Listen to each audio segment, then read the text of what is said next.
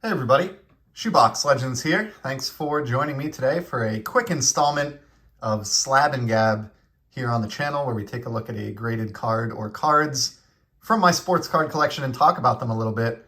And today I'm going to be unveiling just one new slab that I got earlier this year, and I just haven't been able to find the time to show it on the channel until now. And it's going to kind of be related to the two pre-war slabs that you see laid out in front of you that we have looked at in the past here on the channel. It's been a little while, but we'll look at these quickly. We've got a 1909 E95 Philadelphia Caramel Bill Carrigan card here in a PSA 2. It's obviously in a little bit, rough shape. It's seen some things, but it's got nice corners and decent presentation. I don't have a lot of pre-war stuff, but when you're going to get into cards that are well over 100 years old, you can only be so picky on condition.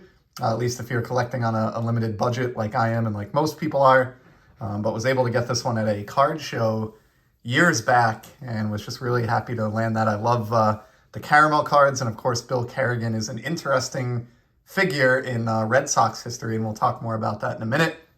And then on the right here, we've got this Fiene T206 tobacco card for the Chicago Cubs. Beautiful Cubs uniform there. This one's really in rough shape, even a little bit worse than the Carrigan caramel card there, but ended up getting this for free due to a seller mistake on eBay a couple of years back, and I think I told that story maybe around the holidays this year, and I believe, if I'm not mistaken, that this is the only T206 card that I've shown off on the channel so far, and I'm not a big pre-war collector, but I have dabbled in it a little bit. I seem to have dabbled in most things. I think that's maybe one of my pitfalls as a collector is lack of focus, and I just have a very wide-ranging collection that gets into a lot of stuff. And so I have had periods of time where I've been into pre-war. I don't have Ty Cobb or Christy Mathewson cards or anything like that. Maybe someday, but I do have another T206 that I picked up recently, and I haven't bought one of these in a long time because they've been pretty expensive. Like everything else in the sports card industry, they've gone up. But here is one that I did land earlier this year. I think it's the only one I've purchased this year. And it is the aforementioned Bill Carrigan with my hometown Boston Red Sox. So this is a Piedmont back, as you can see on the flip. If we turn it over, it's got that Piedmont cigarette of quality back, which anybody who collects T206 is familiar with. I think that's probably the most common back type. I'm not an expert on these by any means at all. I just think they're very, very cool.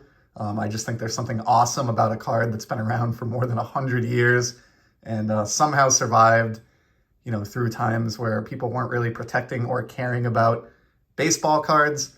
I mean, this was printed up years before World War I even took place, and I'm sure it would have some stories to tell about its various owners through the years if it was able to speak. And my second pre-war, Bill Carrigan. And Carrigan is an interesting guy. He's not a Hall of Famer or anything like that, but he is enshrined in the Boston Red Sox Hall of Fame. He was with the team, I think, for over 10 years in the early 1900s, won one championship as a player, and then was the player manager when the Red Sox won back-to-back World Series championships in 1915 and 1916, which, of course, famously it was a long drought after the 1910s for the Red Sox. So he won 3 World Series in total with the club and was part of that really successful team that existed many decades before kind of the newer dynasty took over in the mid-2000s and won a few championships since. So really cool card. He managed Babe Ruth on those teams, which is pretty neat, and was kind of a mentor to Ruth, and was even a roommate of Babe Ruth's when he was starting early in his career, and was said to have a pretty big influence on the great Bambino, which is kind of cool. And so just happy to have picked this one up. I love the wear on this, like the Fiene that we looked at. It's got corner wear, it's got staining, it's got wrinkles, you name it. But despite all of that, the image is really it looks okay. It looks very similar to how it was intended to when it was printed up. There's not, a big pen mark on this or a chunk missing, where his arm would be or something like that. It's It's an intact card. It's, rightfully graded a PSA 2. I actually think this Fiene is maybe graded a little bit higher than it should be, but these are similarly graded cards with similar condition. I think they're both fairly graded at a PSA 2, and just happy to have another T206 in the collection. And honestly, I kind of scooped that up because I had been in the market for one of those. I'm sort of working on a Red Sox team set of T206 cards. Of course, the Tris speaker is going to be a big obstacle there, but I have quite a few of the other players, which I'll show probably in the future on the channel, from the Red Sox, from the T206 set. But for whatever reason, Kerrigan had escaped me for many years, and just really, really happy to kind of put that one to bed, check that one off the list.